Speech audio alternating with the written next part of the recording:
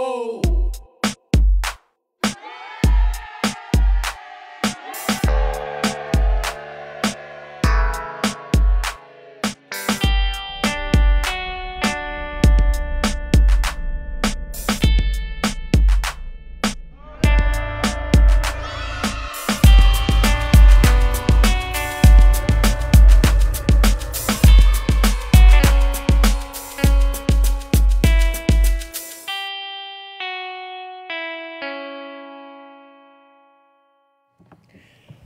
Welcome, everyone, to the News from the Real World weekly podcast, coming to you from the Helen Wayne Rao Studio Theater on the set of Macbeth.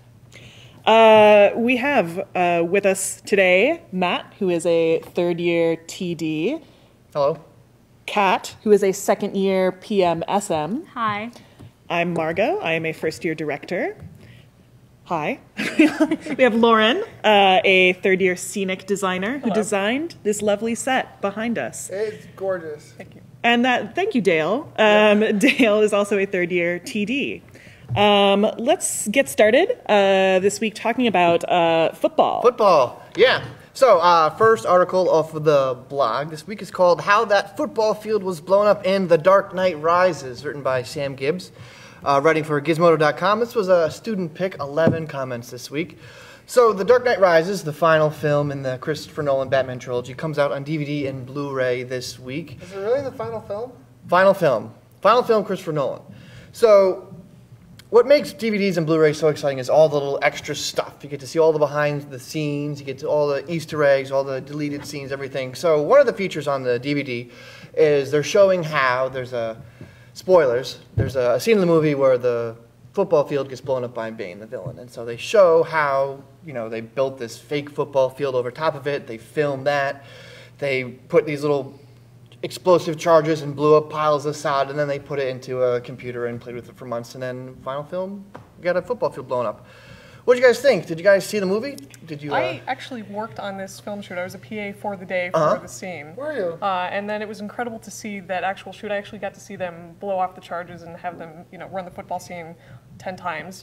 Did they set the charges 10 times? Or No. So they ran it just with the football players several times, and then the very last shot of the day, it was a 12-hour day that we were sitting in the football stadium doing this. The very last shot of the day, they set off the charges and did the final shoot of that scene. But seeing that in person and then seeing it on film is pretty incredible. With the special effects work that they did after that was pretty stunning, I think. Well, so I think a lot of the comments about this article were talking about maybe there's a little bit of redundancy in what they did, though, because they built this whole second level so that they could have these holes that people fall into, but then in post-production they ended up just kind of going over it with visual effects anyway, and that, I don't know if this is true because I did not see the movie, but apparently I'm so sorry, I know I'm not a true Pittsburgh person yet, that you could kind of tell when there were visual effects and when the person falling wasn't a real person falling. So really, was it worth it to build this whole second set? The people falling in the holes were actually real people, though. And I think that that's the effect that you get, is that it's not a CGI person falling into the hole, but it is a real reaction to what's going on in the field. So I think that translated pretty well in the film as well. Yeah, there's always a question we have when we look at theater and look at special effects, and we say, well, can we just use the real thing? So, and most of the time for us, it doesn't make sense for us to use the real thing. So, we need a huge rock in a production. We're not going to use a huge rock. We're going to build a huge rock. So this one, we need to blow up a football field. I think there was a rumor that they were going to try to blow up the igloo, but that was vetoed. But anyway, so we can't blow up a football field, so we're going to build a football field and blow it up, which I think is pretty cool. Yeah. On the topic of football, we have another football-related article this week about whether college athletes should be allowed to major in sports. We do. So this article is entitled, Should Universities Let College Athletes Major in Sports? It is by Travis Walton, and it was on Think Progress. And I believe this was also a student pick for this week. So this article essentially says that currently, and in the last 10 or 20 years, athletes have started using college more as a stepping stone to get to a professional sports career and aren't really as concerned with the educational part of college. And of course, this makes the NCAA freak out, and so there's all of these penalties for students failing classes. They can't participate in games, they get fined, there's all this other stuff. So this article suggests that colleges should start implementing an athletics major which would have 2 years of general education and then let athletes focus more on things that directly relate to their possible future professional career, taking things like anatomy, public speaking, contract law, things that they actually might use in their professional athletic career later. What I found the most interesting about this article was it specifically called out theater departments and in colleges as an example of the double standard for different majors, and that people go to theater conservatories to study theater, and the percentage of people that go on to become Broadway stars is infinitesimally small. So I have my own opinions about this, but I'm curious, do you guys think this is directly relatable to theater? Is it a good metaphor and a good comparison? Margo, why not? I don't think so. Okay, all of the comments on this article said, "What a great idea!" And I don't know. Maybe I'm, biased against sports, but there was a statement in the article that said it talked about the social and academic value of the arts, and there's the next sentence was, "Given that sports and physical education have social and academic value," and I just don't take that as a given. I don't really take as a given that like playing football has the same sort of intellectual pursuit that studying the arts. I mean, is. I think personally, I do not play sports. I enjoy watching sports, but I think that sports has a very different level of educational value than maybe theater or the performing arts does. What educational value does sports have? There's a financial value. It has a huge financial value. It has a what's the word I want to hear? Like, let's all go watch the game and take our shirts off. Yeah, like universities are known for their sports and known for their basketball on their football team. But it's an educational detriment. I mean, but playing sports makes you develop a whole other set of skills. On top of just being athletic, you have to think. You can't, you have to be smart in some level to be able to play sports at a high level. But is that an education? But I mean, okay, so you could say the same thing though about theater then. What educational value is there in learning how to, operate a chop saw? Really, what is the educational value of that? That's a skill specific. That's not necessarily a theater skill. If you ask the guys who are stomping around upstairs, they don't know how to use a chop saw, but they know how to talk to people. They know how to collaborate. They know how to communicate, critically thinking. It's right.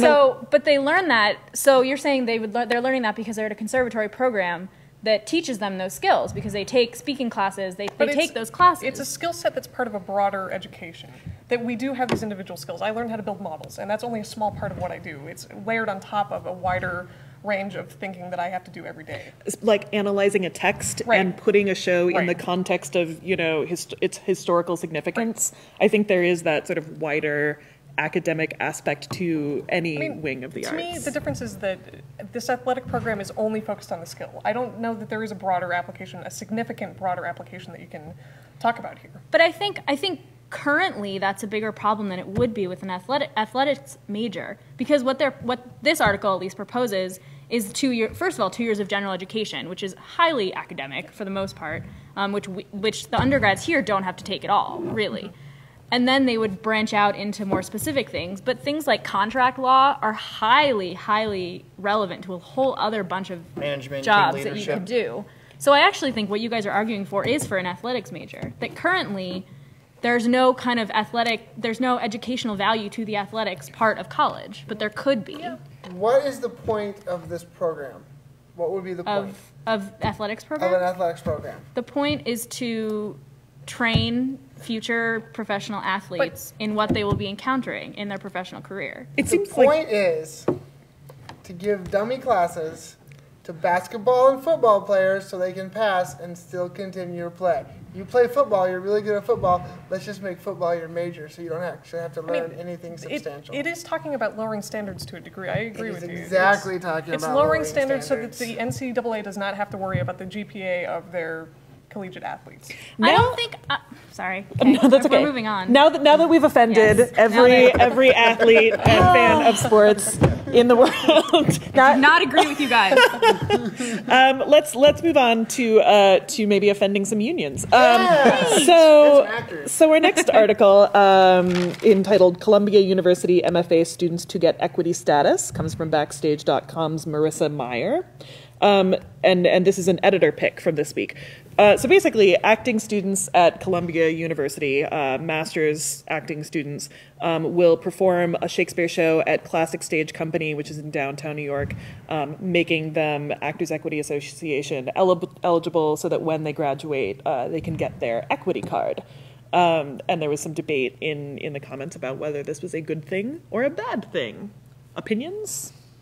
So starting off, it was also mentioning stage managers Right, as two another stage two managers. stage Yes. managers of the MFA program could also be eligible to apply for their equity card. I was torn about this. I think that it's not necessarily a good thing for them to be able to get their equity card straight out of grad school. Why? Only because it limits opportunities, and depending what they came into grad school doing, like if they had tons of experience before grad school, maybe they already have professional contacts that can get them an equity job. But if they don't, and maybe they came straight from undergrad or they didn't have as much professional experience, it might be very hard for them to find an equity job.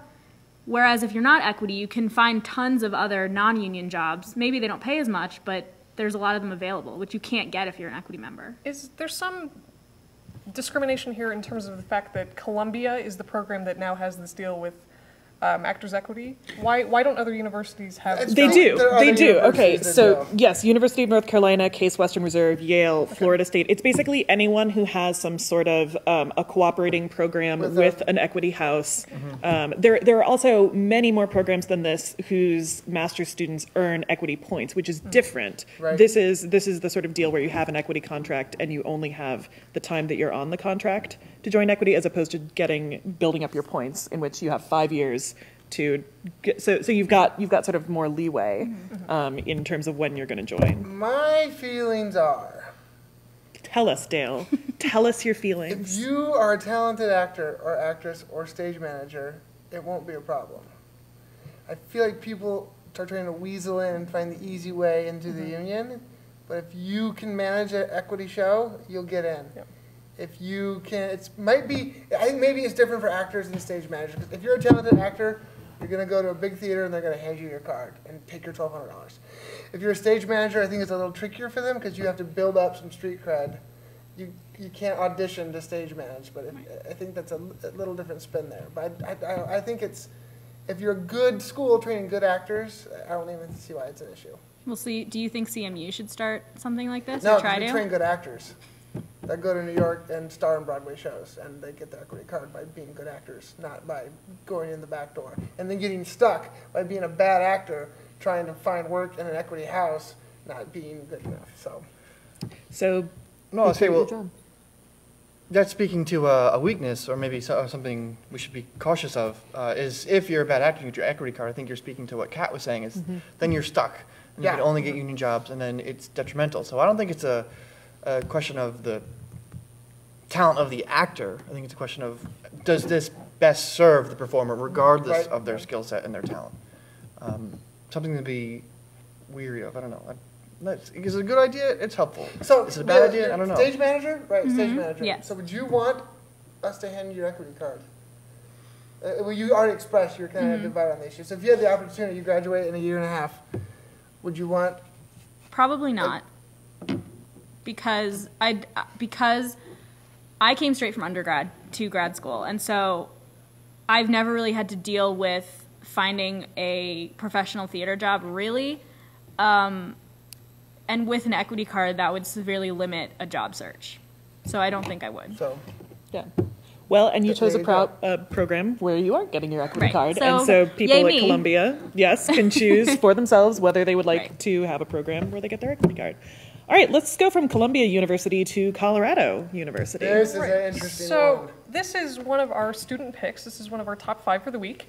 This is an article from the Denver Post, and it is titled, "No Students Move Following CU Dorm Segregation for Gun Owners." Basically, what this article concerns is the University of Colorado has a policy that allows permit carrying people to have concealed guns on the campus. And recently what they have decided to do is create a dorm specific for the students who have concealed weapons permits. I hope it's called the gun dorm. Yeah, right? It should be It called should be. the gun dorm. When Artillery they opened this range. dorm up for students this semester, no one moved. Shocking. What are our thoughts here? There's a lot going on with this. First of all, I think you have to be over 21 Yes. to be able to allow to carry a gun. So there's an older group of students, your typical undergrad, not packing heat to class. Number two, this is Colorado, which had one of the most notorious school shootings in the history of our Also, country. recently, one of the worst mass shootings that we've seen in the United States, in Aurora. So this is a state that is not foreign to gun violence. Why do we need concealed weapons permits on a college campus? Why is this allowed? And why is it necessary to have a dorm where guns Well, are so allowed? part of the article, it was like one short sentence, and they kind of brushed over it, was that apparently the Colorado Supreme Court said that the Board of Regents was not allowed to stop Deny someone to their deny right someone to the right conceal to, and if they carry. have the correct permit, to deny them the right to have their weapon. And I mean, what I found kind of ironic and a little bit funny in a bad way was all of the comments this week on this article, or most of them, were people talking about how scary it is that they're allowing these people to walk around with guns. Like, everywhere that you go, there's a potential that somebody with a permit is no. carrying a weapon. The United States, and I looked this up, the United Except for States... ticketed events. Well, right. The United States has the highest number of guns per individual in the in the world. That boils down to 80 guns per 100 people in this country. And it is the highest. The second country on that list, I don't know which country it is at 50 guns per person, or per 100 people. We have a gun control issue in this country, and I think that's becoming clearer and clearer. So we can't solve gun control. No, but We just can talk about how it's interesting that no students felt safer and wanted to be in the gun dorm. yeah, but I mean, I think that there's also a stigma there. If you move into that gun dorm, then you know. Then you know you're the that guy person- living in the gun yeah, dorm. exactly. Well, there was also the suggestion that there are maybe people who have these permits but decided that they didn't need to abide by these rules. Right. That they have this permit and therefore they should be allowed Well, to carry nobody's their... living there, but I was going to ask, how many laptops get stolen in the gun dorm? Well, I mean, I commented on this article this week, and one of what I was thinking about when I read it was that, at least in my undergrad, and it's not quite as big here, but especially in a city college campus, there are break-ins, there are people stealing things from dorms all the time. And so to have this, like, isolated, clearly marked, there's lots of guns here, seems like a big target for yeah. people that potentially could break in. And college kids are not super conscientious of maybe locking their doors all the time, or You mean that they would get their Right. guns stolen, not that they would get their laptops stolen? right. I mean, Yeah. I think No, it they're carrying exposes their guns. the issue in a way that I think has the potential to lead to more violence. I think that's what you're doing here. I'm also from Colorado, so good. I have, I've got family that go to CU. All of these things have affected me in various ways, but I don't know where I was going with that. Yeah. So speaking of law enforcement, our next article is about some misplaced documents. This was an interesting article. This happened in New York over Thanksgiving Day. So how many of you watched the Thanksgiving Day parade? I did. Lindy and I watched all 5 hours of it. Wow. Confetti flying around, and as there were some students there found some confetti that had social security numbers written on it and personal information. It turned out to be police documents. And so the great question is, how did police documents get mixed up with the confetti that they used for the Thanksgiving Day parade? Interesting bit one is they used pre-purchased colored packaged confetti. So it's not like they went and scrounged all the paper and cut it up and it got mixed up. So most of the articles in the comments were, how did it get there and why? And it felt like a CSI episode. And a lot of people didn't even believe the validity of this article, thinking it was an urban legend. Yeah, I mean, it Which seems I like an would- urban legend. I would It's just a agree. bizarre story. And this is from, what, UPI.com? I mean, like, A news source. a reputable news source. Yes. Is that Fox News? So my question for this, and the comments today, somebody said that they had researched a little bit further, and that it looked like this actually was a true thing that had happened. But those cannons that are shooting that confetti out, shoot out that confetti, and it goes everywhere. So the off chance that these group of it was Tufts University college kids that found these documents in the first place. Were they carrying guns? Maybe on the off chance that they found this one strip of paper. Oh look, it looks like there's maybe a Social Security on it, and then just looked around them and found other things. Like, what are the odds of that in like the millions of pounds of confetti that have been shot out of these cannons? Well, it shows someone wasn't doing their job, Yeah. right? Yeah. So there's companies that specialize in document destruction and protecting your identity, and I send some of my stuff to one of these companies, and if you have to think about it. So think about how a shredder works, right? So then there's all these little teeth that goes through here. And think about what a document looks like, right? So if you put the document in this way, information is going to be done. But so someone at the shredding plant was putting documents in this way. So like So you the could document read. will get shredded and you could still read this line.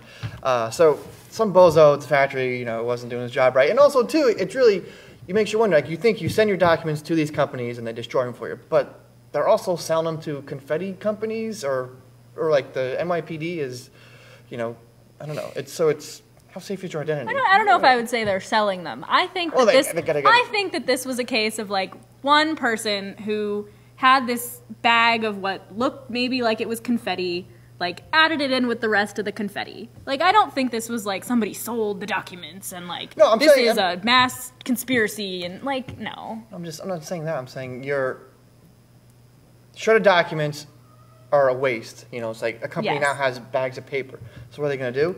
They're going to sell it. They're going to, make stuffing out of it or paper or other stuff or confetti. I was just saying that. But Macy's was saying that that's not what they bought. That they don't use shredded documents. They buy this like prepackaged stuff, which might not be. So this might have come from somewhere else entirely. It's unclear if it was part of the. Some other guy or had like, his own parade. Yeah, no, someone from the some retired cop from the 40th floor of his apartment. Like just gonna get rid of that. could Yeah. dispose of the evidence. That's why it feels like a movie plot. It's It the does. opening of a Law and Order. It Of a does. Law and Order And not a plot. very good Law and Order episode Yeah, either. certainly one. I think there's like a guy trapped somewhere and he's trying to send messages out. Probably we should have So we looked a can little go find harder. him. But Speaking of movie plots, can we talk about Hollywood? Absolutely. So this is an article from the Hollywood Reporter, and it is entitled "Kirk Douglas and 6 Blacklisted Actors and Writers Who Defied Hollywood." And this is talking about actors and writers who, 70 years later, are talking about their experiences in Hollywood on the blacklist. So the blacklist, of course, happened when Hollywood decided to go after the people that were aligning supposedly with the communists, and the House Committee on Un-American Activities was kind of blacklisting people and forcing, making it impossible for them to work. And a lot of the people on this list really were not able to work for about 20 or 25 years, had to write under pseudonyms, and were really not able to function in Hollywood.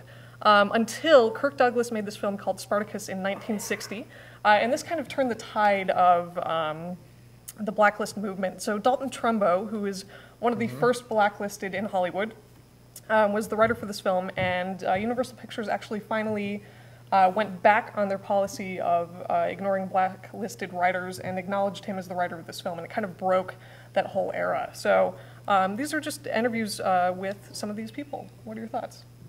Yeah, I mean, we had an article last week about apologizing for the blacklist, and it's so long ago. But I thought it was particularly interesting how this affected people's careers and why people were blacklisted. There were a lot of people on that were interviewed who were blacklisted for defending other people who were Yep. blacklisted, which is and you didn't have to be It No. was random. If you had a grudge against somebody, you got put on the blacklist, and it was a total witch hunt. right. So these people fled to Paris or to Mexico so that they wouldn't be hauled into court. And these are some of the greatest writers and actors of our time. Charlie Chaplin, Aaron Copland, Leonard Bernstein, and that's only a few of this massive list of people that were blacklisted.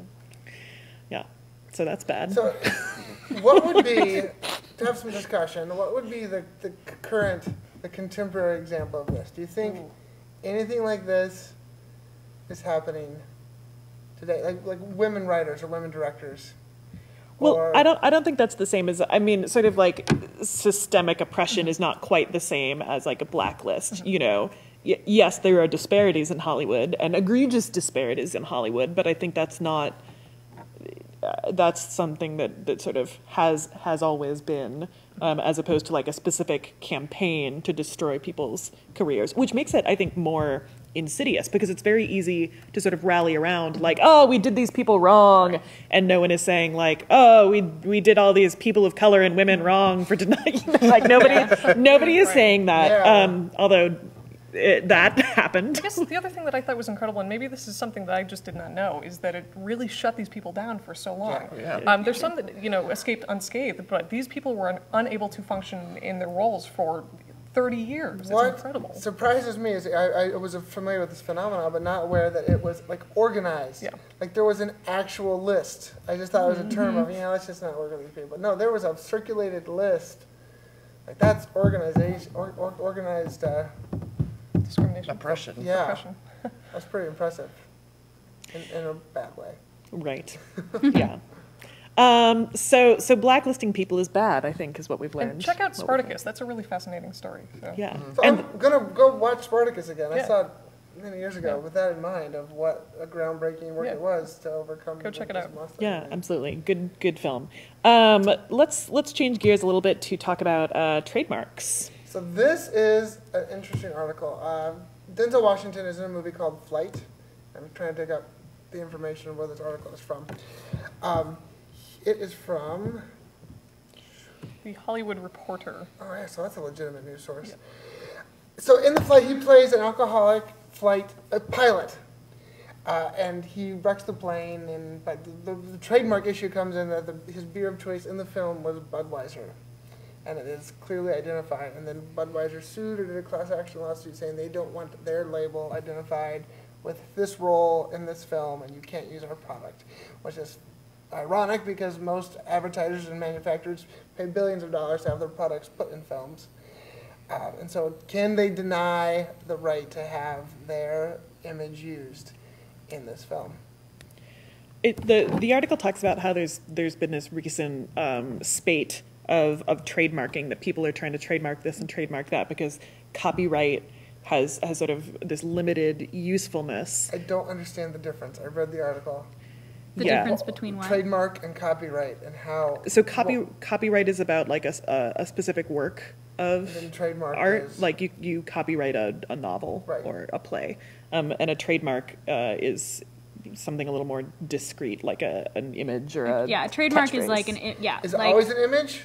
no No. a Can it be a- catchphrase. But for example, like Where's the beef? they're mentioned in the article, The Hobbit. Like the idea of hobbits as a name can be trademarked because J.R. Tolkien made up that name. That is a name that has other associations, and like McDonald's can trademark their logo, and you trademark a specific thing from a work that nobody else can use. What I thought was interesting about this article was they talked about likelihood of confusion is what these lawsuits are all about, is that companies can't really stop these film producing companies from putting in their product, but the problem comes in when there's what they call likelihood of confusion, that it'll be affiliated with something else that they don't like, or that it'll have some connotations that they don't want their product to represent, which in the case of the Budweiser, I don't really understand, because really all it is in the movie is he gets drunk on beer. And then crashes Like a that is plane. what beer And then kills a bunch beer of is people. alcoholic. So I mean- that's the only association that I do think really- I kind of understand this in the context of this film. My understanding of the film itself is that he does get drunk on Budweiser and then goes and crashes the plane, which I Yeah. think is kind of a terrible right. place for your product, no doubt. Yes. But I also understand the assumption that the company paid for it to be there. Budweiser had no involvement Right. in this film, and I think that's the point. Because it seemed like back in the day, there was always made up products.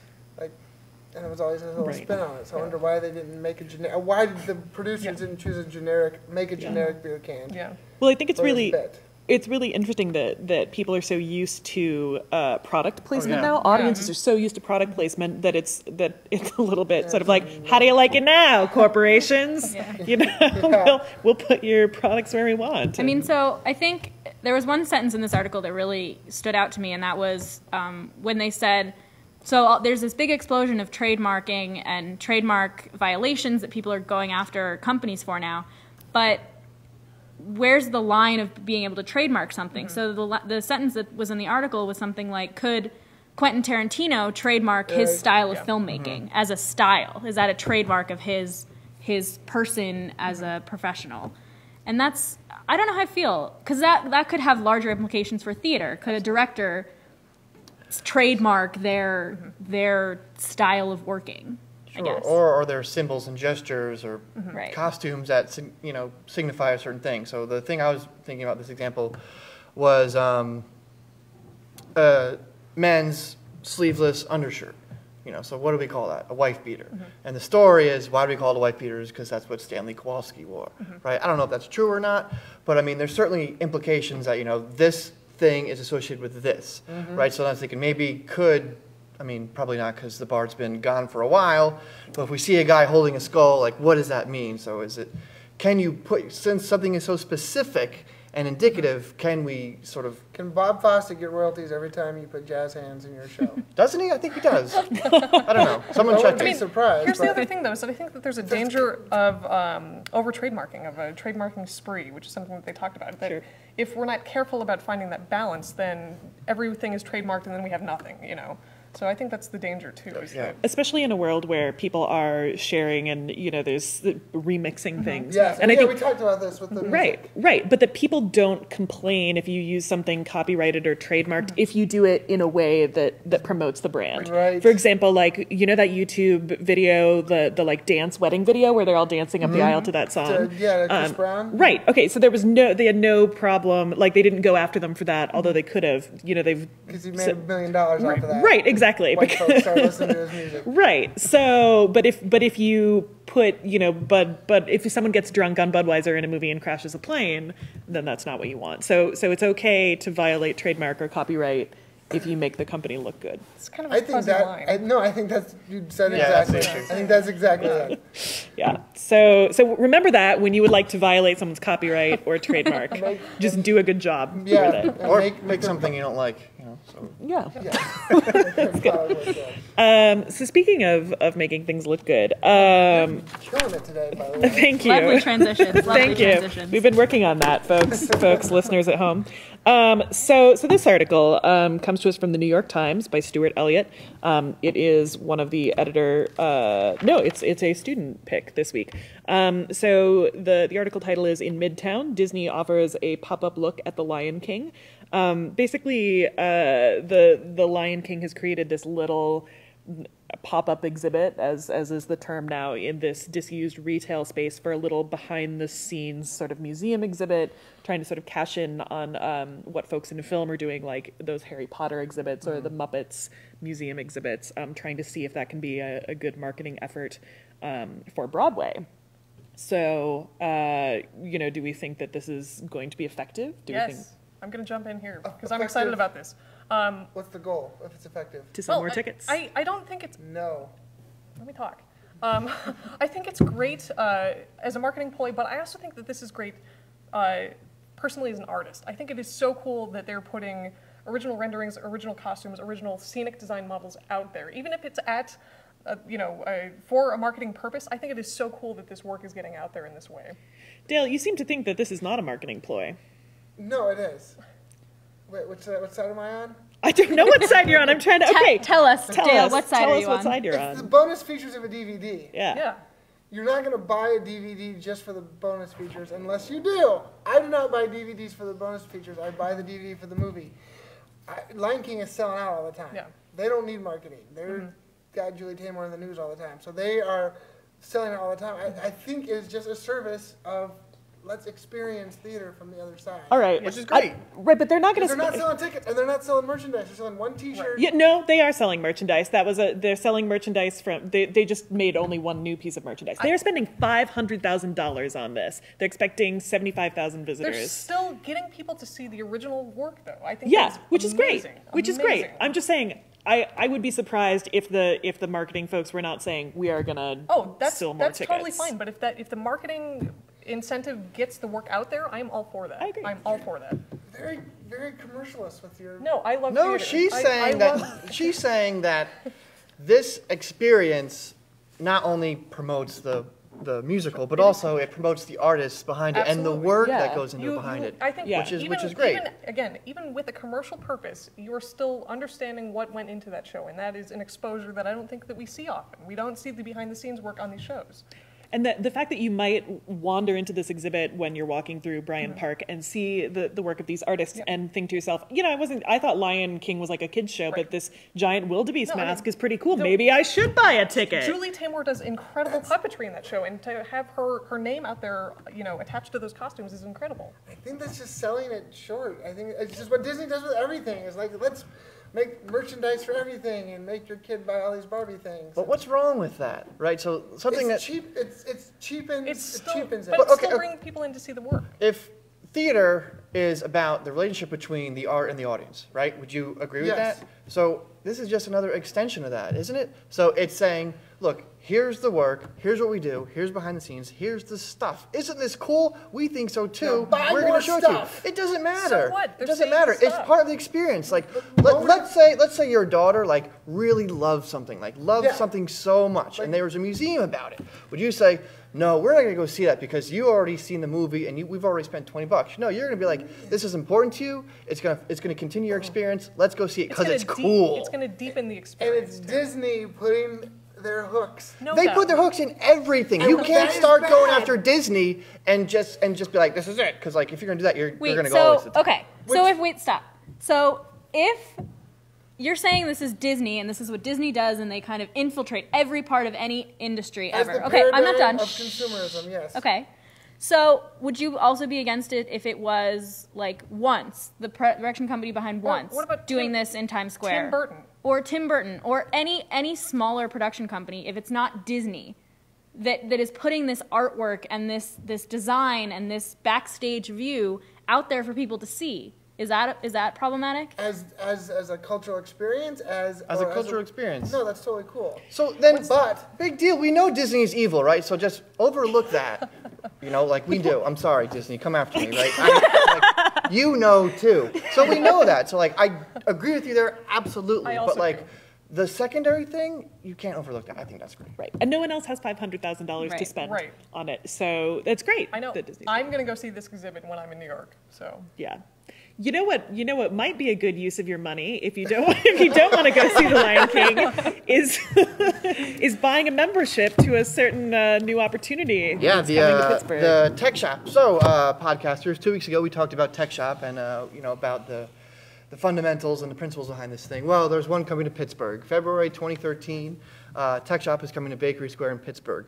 So this was a little blurb written by Jonathan Kirsting at techburger.com. So the membership-based, do-it-yourself shop space, Tech Shop, is coming to Pittsburgh. And looking through the student comments, there was a comment that was interesting. One of our students, Akiva, said that he thinks that products are built overseas, but ideas are built in America. And I think that particularly rings true to Pittsburgh. And so I want to read you a quote from the CEO of Tech Shop about why they chose Pittsburgh as a location. So he says, Pittsburgh has been at the heart of American ingenuity, making and manufacturing since it was founded. We are excited to open this location in an area with a deep ecosystem of great technology-related companies and institutions. Innovators, okay. Our newest location will offer programs that provide support for the growing community of makers, innovators, by providing tools, equipment, software, and a large open space.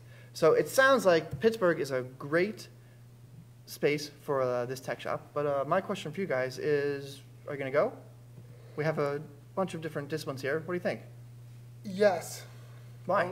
Because I need that type of facility. Yeah. I've worked in a small theater in Pittsburgh for years and didn't have access, which being at CMU these 3 years, knowing how to run CNC and all that thing, yes, definitely. It's something that I would be a part of and go do. It's a very cool idea. I think it's for people living in Pittsburgh who aren't students, because of course we're here at CMU, we have a CNC router, we have a laser cutter sitting in our shop right now, and maybe for people who don't have that opportunity to come and use those things, maybe they have some huge cool idea that they want to try to implement, and they can go and use these this equipment, which is great because Here- maybe we'll get some new awesome things out There's of a it. problem with it. Also, I thought that whole article about Pittsburgh, that was just pure like HR marketing. You're so cynical. I am, but you could say that about. Can you any deny it place. though? Like Every people group or city is an innovator, and there's people that have great ideas. The emoticon was invented in Pittsburgh. The Ferris wheel was invented in Pittsburgh. Name a city, and I'll come back next week and tell you like 15 awesome things that were invented there, and why those people are unique and horribly creative. Like you could say that about any city in the world except for maybe New Jersey. but it's New Walt Jersey's Whitman not- was invented in New See, Jersey. there you go. Exactly for my point. Back to me. What CMU provides, though, is the opportunity and almost the forcing of learning skills. Of like, if you're sitting at home in your shop, you don't think, oh, I need a water jet, because that technology, you don't have that in your toolbox. So I think there's young do-it-yourself guys somewhere that don't even know what And the realm of gals. possibility, guys is generic, and the realm of possibility is to say, oh, if I had this piece of technology, it would make this easier, because they aren't forced to do it, and so you don't add it to your toolbox. Yeah, and that's So- something Tech Shop can provide, absolutely. They're But- going to come in and, they have classes, so they're going to try to say, hey, Let we me should work on articulate this this. differently. You don't even think that's the realm of possibility. So you won't go to Tech Shop to look for the solution. Well, I But think the solution to that is for Tech Shop to have a good PR marketing But I think team they do. to I think spread they- that around Pittsburgh and let people know. They very much have marketed themselves that way. Right, It's yeah. not only for you to learn your craft, but it's also to, have that guided exploration in the shop. Right. So if you're sitting around Pittsburgh thinking of things you could invent, and you know that Tech Shop is available, and you can say to your creative team, hey, why don't we go take a class in XYZ and see if that is going to be the solution to this craft problem we've been having. Whereas if you don't have that, you may reach a dead end sooner in your innovating that happens so much here in Pittsburgh. But knowing what the XYZ is, That's There's why a step. they Yeah, that's have why our you do it. classes So and like, workshops. You could be sitting at home, right, and you're like, oh, I know I'm out of shape. I got to go to the gym. You don't know what exercise machine you need to use. You don't know what tool you need to that's use. more common now. That's more common. But what pool of knowledge. I'm saying is, and I think I agree with what the article is saying, is that Pittsburgh is a great place for us because there is that spirit there, right? So then, this last week I went to a craft fair, which was a whole bunch of different small businesses who make things and sell it. This coming weekend I'm going to another one. There's the Mini Maker Fair came to Pittsburgh, which is there's another bunch of small booths and different hacker spaces, different makers, different tinkerers, different electronic wizards who are working and so this spirit is coming up in Pittsburgh. It exists in other cities, absolutely, Right. but also in Pittsburgh. So I think it's great that Tech Shop is coming to help out these Pittsburghers who are tinkering and making things and want to share it with the world. So I'll finish with this and I'll let it go. I'd like to take a tour of Tech Shop because they can say, this is this machine, and this is the possibility of You it. should, it's so cool. When it comes, Yeah, you should, it's so cool. Because I have this beginning of that, but there's machines that they have that I don't even know about. So I can't incorporate it into my solution because I don't even have it in my realm of. But you But- will but once you it will. comes here, is the point. You will. I think. So we gotta get the guys out of their garages Right. Yep. down there to even see what the possibility is with the technology. If you build it, Dale, They will come. They will come. Yeah, but he did that with like a shovel. So if you Yeah. can't afford Water membership, station. if you can't afford membership to Tech Shop, it was probably because you were unhappy as a teenager. That was one of your weaker transitions. Really? I thought that was pretty Okay, good. anyway, okay. Moving on. So, our final article to discuss this week was entitled "Happy Teens Grow Up to Be Wealthier Too." It is by Belinda Lescombe, and it is at Time magazine, their online website. So, this article I commented on. I thought it was incredibly interesting. So, this was about a new study that came out that says happier teenagers grow up to be richer adults. The final results of the study were that those who felt better about their life as young adults, by the age of 29, ended up making about $8,000 more than their counterparts who were not happy as teenagers. And this was not affected by IQ, education level, self-esteem, or height, which apparently makes people unhappy. Or wealthy. So it ended on an odd note, which I kind of want to talk about. It ended on this, what they called the big question, does this mean that kids should be forced to do homework because it makes them unhappy? That's terrible. So I think it's just terrible. I do not agree with that at all. I think that being happy inherently in your life is much different than I'm unhappy today. Like, generally, I'm a pretty happy person. But sure, I don't like writing a paper. That doesn't mean that that negatively affects my happiness level in life.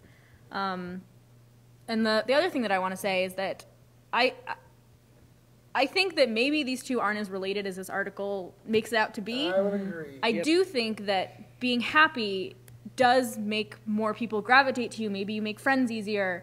Maybe you're better at networking because you're more open and you're more inviting. So I think that that could affect your future success in your chosen career, but I don't know. I think it's interesting. One of the things that they did not control for was sort of social economic status, because I think that's really interesting. Maybe you're unhappy because you don't have enough to eat, or Yeah, exactly. there is some really, you controlled for height, but you didn't control for all these other factors that have probably such a greater impact on what your income level is going to end up being. That to me, when I read the list of things they controlled for and that was not one of them, I said, well, I'm not sure I believe that correlation. Here is what I would like to delineate. Finish the sentence. Money can't buy. Happiness. Happiness. Well done.